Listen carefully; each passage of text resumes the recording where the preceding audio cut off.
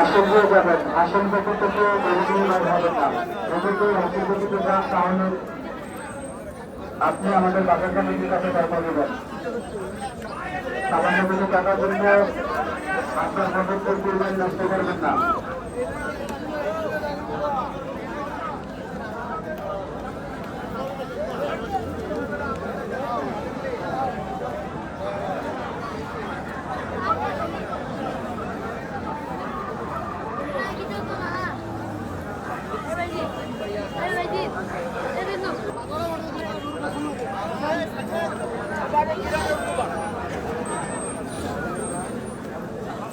গরু কেনার পর আগে হাসেন, তারপর গরু মাঠ থেকে বাইর করবেন।